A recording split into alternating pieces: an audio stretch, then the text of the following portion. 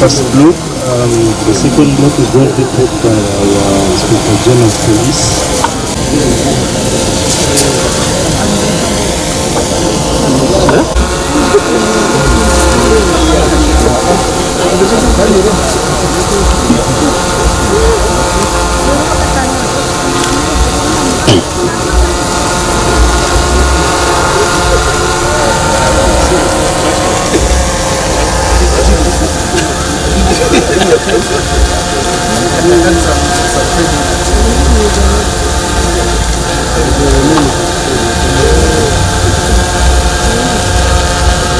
Honorable Minister, you may note that I think since the 1930s when these buildings were set up, this is going to be the first 7-floor building you, our elders, are going to put here.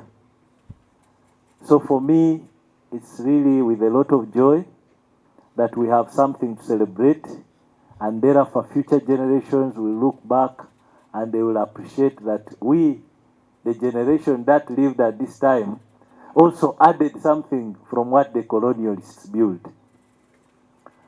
Now, to you, our minister, we are going to keep disturbing you through our IGP. As you have seen that short presentation, we have a lot of innovative ideas. One of those, they showed you about the SGBV. We are planning to set it up here. And I want to recognize my sister, the head of IDLO, who is here. I want you to stand up. She has really come in. She's ready to support and fund the construction of that building. But I want to report to you, Honorable Minister, there are some few technicalities of our middlemen in Jalos there, Secretariat. We go there, you know. But she came to me, said, we are ready to fund this building. But then you keep hearing procedures over what, I don't know, sessions. So we are going to come to you as a Miyekera to help us. And we cut that red tape so that we can see real reforms. Now, to other stakeholders, starting with my sister, the DPP, we are very proud to see all of you represented and here. Because we cannot do this work alone. We are just part of the chain of the justice system. So when we build this together, we end up having better services for our people, which our leadership is proud of. To you, my comrades in police, especially my brother Apora, I think this is for you to demonstrate that we are able to put up our own structures. We have been your ambassadors, you know, everywhere. So this is the time for you to prove yourself and make sure that we make the Uganda Police proud. We shall be there to support you. I want to thank Afanda IGP with your technical team, the Undersecretary. I saw some representatives there. I want to request you to stand up. There are some unsung heroes. Wouldn't be here, it would just be a dream which can't be implemented. So we want to thank you so much. Finally, to my colleagues, especially I want to take this opportunity to recognize the Deputy Executive Director of KCCA. So I want to request you to stand up. I had my colleagues talking about approval, procedures, what. Sir, if it was not for him and her boss, or his boss, sometimes you can take 1, 2, 3 years getting even a demolition permit. So I want to thank you genuinely, and by extension your boss. Thank you for supporting us, because we are trying to be a better. And we want to promise you that we are going to work with you. You support us to even plant better gardens outside there. But I have one request through my bosses here. There is a contractor who came and started building our road there. He abandoned the site. Maybe you should send me, I open a file on him. He has blocked all our accessibility around here. The Wananchi cannot easily move. So we would want to request you, by extension, you help us fix that and then we have a better mobility around our CID headquarters. To you, the CID fraternity. As a force, we may not have enough words to thank you, sir, and His Excellency the President, but I know you regularly meet His Excellency. I request that this message you keep, if it is in agreement with you, you mention it more than once to him because of our serious appreciation of this support. Chief Guest, sir, as I said, I would be talking a lot about this, but I think time is not going to allow us. But I want again to emphasize, and this is the instruction of HE the President, again,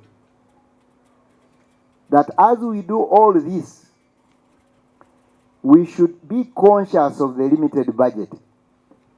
And I think, to use his own words, he said, the shape of your haircut should be decided by the shape of your head. And therefore, when we are utilizing these resources that are being extended to us, we are definitely going to be very conscious about this. And therefore, that's why I want to mention our commitment towards the utilization of our in-house capacity. And I'm glad that we are going to launch this project basing on our in-house capacity. And if you may allow me, there's someone here, I think maybe he was blowing his trumpet badly. But allow me to blow my own trumpet, that I'm proud and confident that I have a very strong engineering unit.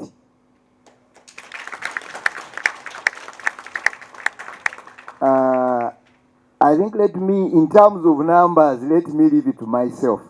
But it's a very strong team. And I have convinced my colleagues that this is the unit to invest in. We are going to acquire more equipment, being supported by our minister, and of course by extension, HE the President. And this unit is going to perform to its best. Now I'm talking as Inspector General Police, who commands the Uganda Police Force. So this is not negotiable. It is a command. And I think I was also being reminded that my assignment is time-bound. And I'm not that kind of person who would wish to reach somewhere and not leave a mark. That's why I think we are together moving in this. That, for example, this project is 12 months. And I think people must take it clearly that this is a 12 months project. Maybe you could perform better by making it 9 months. I will not complain. But 12 months and a day, I will not be happy. If you realize, even the other one we launched, 12 months. And we have committed, sir, before you, we have committed ourselves. Before our friends and colleagues, we have committed ourselves. And I'm repeating it before you here. This is a 12 months project. And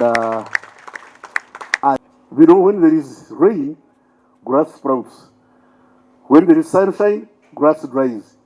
When a shadow passes, nothing. You know when they say like Kafero here, what did he do in nature? That I ate bananas.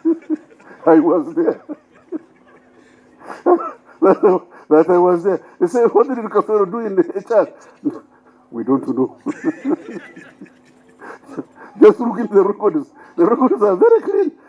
Like when we captured the 79, there is an office we captured of a very big man. and we said, well, there was not a single document. Very big man, not a single document. Said, well, how do you people perform work, do things here? They said, this man never wrote letters. Man was in office, he never wrote a single letter. Now, what do you say with that one? Huh? Nothing. Now, Akora, this is my friend. Now, do me a favor. Help me with because sit down. Because every time I'm coming from Kenya, when I see Busia police station, I feel like singing in the car. The police station was built at my grandmother's wedding. And you can imagine, I'm now 74 years of age. So you can imagine a police station built at my grandmother's wedding. You know, please, that police station is a disgrace. Whatever you do, save money. Help me with Busia police station. There is another one, I think this one is near the borders. Help me, you know.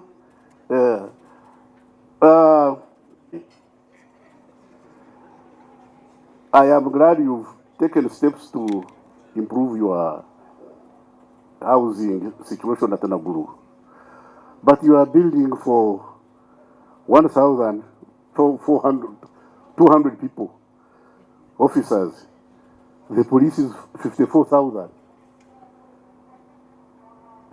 So if you are building for 1,000 every year, you need 54 years.